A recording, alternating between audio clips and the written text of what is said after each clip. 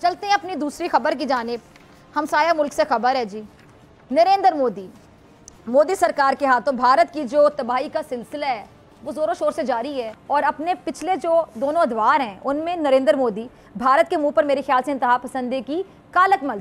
चुका है। अब ये तीसरी बार ज़रा सोचें, फिर इलेक्ट होने के लिए, मुंतखब होने के लिए प्रॉपर साजिशें कर रहे हैं, और इस बार इसका इरादा सबसे बड़ी जमहूरियत होने के दावेदार भारत को सबसे बड़ी आमरीत में तब्दील करना है। भारत में आपको पता है जो आज़ादाना, मुनसिफाना या शफाफ इंतखाबात हैं अब शायद नहीं होते, माजी का किस्सा बनते जा रहे हैं, क्योंकि जो गुजरात का एक हिसाब है ये हर उस चीज़ को तबाह बर्बाद करने जा रहा है और किया चला जा रहा है जिसमें शख्सी आज़ादी का थोड़ा सा भी शुबा होता है। धौंस धमकी कह लें, मजहबी इस्तेसाल करके इस शख्स ने हर इदारे में अपने जो कारिंदे हैं वो बाकायदा घुसा दिए हैं। अब ये आदमी, ये नरेंद्र मोदी, भारत के आज़ाद जो इलेक्शन है उसको अपनी लपेट में ले रहा है। अच्छा, मैं नाज़रीन आपके साथ ये शेयर करना चाहूँगी, मैं आपको ज़रा बताना चाहूँगी कि भारत ज़ाहिर बात है आबादी के लिहाज से, रकबे के लिहाज से एक बड़ा मुल्क है, इसलिए वहाँ जो इंतखाबात करवाना है यकीनी तौर पे कोई आसान काम नहीं है, और जो इंतखाबी अमल है वो बड़ा पेचीदा है जिसके कई पहलू हैं।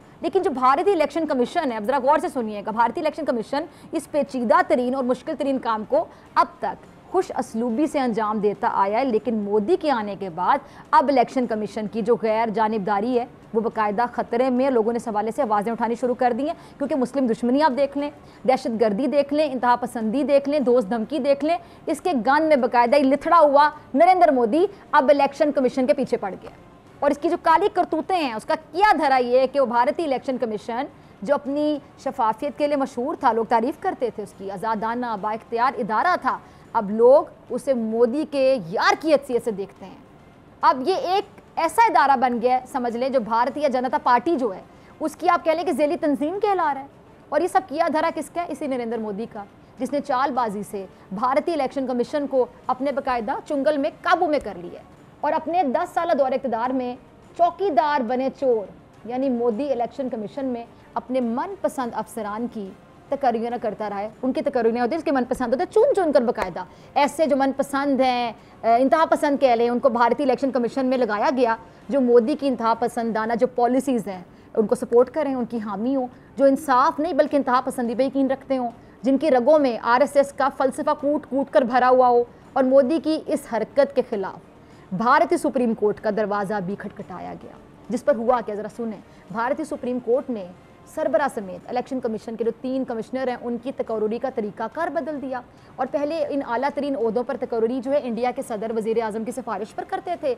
लेकिन अदालत ने वज़ीर आज़म, कायदे हिज़्ब इख्तिलाफ और चीफ जस्टिस ऑफ इंडिया पर मुश्तमिल एक सिलेक्शन पैनल तश्कील दे दिया। लेकिन ये एक आरज़ी इक़दाम था, उस वक्त तक इस पर अमल का हुक्म था जब तक पार्लियामेंट मुस्तकिल हल के लिए कानून साजी नहीं कर पाती। लेकिन मोदी की चालाकी कह लें, होशियारी कह लें, कि मोदी की चालाकी से एक ऐसा कानून बनाया गया जिसने इलेक्शन कमीशन को मज़ीद कमज़ोर कर दिया, और इस कानून के तहत आला जो तयनातियाँ हैं उनके लिए बनाए गए पैनल से चीफ जस्टिस को मक्खन से कह लें कि बाल की तरह निकाल कर बाहर किया गया, और उसकी जगह एक वफाकी वज़ीर को पैनल का हिस्सा बना दिया गया, और यूँ गेम पूरी तरह ऑन हो गई, मोदी के हाथ में आ गई, जो अपने वज़ीर के साथ मिलकर अहम तयनातियाँ करता रहा। भारत में इंतखाबी अमल की निगरानी करने वाली एक तंजीम है एसोसिएशन फॉर डेमोक्रेटिक रिफॉर्म्स। अब इसने आप देखें कि इलेक्शन कमीशन में की जाने वाली तकर्रियाँ थीं उस पर सवाल उठाए। अब इलेक्शन कमीशन जो नई तयनातियाँ उसमें जो हुई थी इलेक्शन कमीशन में, वो सारे लोग वो लोग हैं जो मोदी के बहुत करीबी हैं, मोदी के हमनवा हैं, यार दोस्त कह लें, जिनसे मोदी के मफादात जुड़े हुए हैं। अच्छा, भारत में 19 अप्रैल से इंतखाबात शुरू हो रहे हैं, जो 7 मरहलों में आपको पता है कि 1 जून को मुकम्मल होंगे, और वोटों की जो गिनती है वो 4 जून को होगी। और इन इलेक्शंस को लेकर मोदी के जो नाकदीन हैं उन्होंने इल्ज़ाम ये लगाने का सिलसिला शुरू कर दिया है कि जी इलेक्शन कमीशन के आले ओहदेदार जो हैं, आला ओहदेदार हुक्मरान BJP के साथ हमदर्दी रखते हैं और आने वाले इलेक्शंस में इसकी हिमायत भी करेंगे। अब इन ओहदेदारों में से एक ओहदेदार क्या कहते हैं कि जी वो, आपको मैं बताऊं क्या नाम था उनका जी, ज्ञानेश कुमार साहब, हाँ वो आपको मैं बताऊं कि वही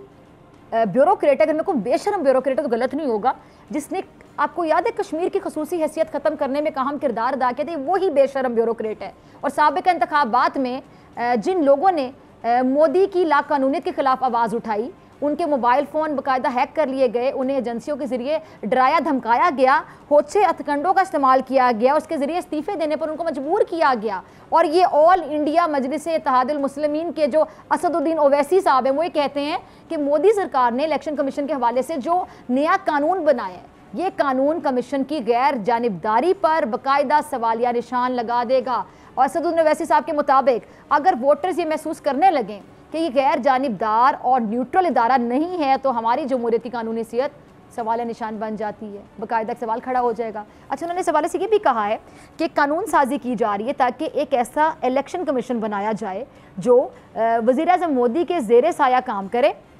और नाज़रीन, मोदी की जो नहूसत है, नहूसत के ये असरात सामने आए हैं कि इकोनॉमिस्ट इंटेलिजेंस यूनिट, जिसको आप कह लें उसके मुताबिक इंडिया 2020 के डेमोक्रेसी इंडेक्स की आलमी दर्जा बंदी में आपको पता है कौन सी पोजीशन पे चला गया है? 53वीं पोजीशन पर है। और अब इस इलेक्शन कमीशन के ज़ेर साया भारत में इंतखाबात जो है ना, वो इंतखाबात नहीं होने जा रहे, बल्कि मोदी ने कह लें कि अपनी सिलेक्शन का बाकायदा बंदोबस्त कर लिया। और अगर ऐसा होता है तो ये भारत की बर्बादी का नुक्ता आगाज़ होगा।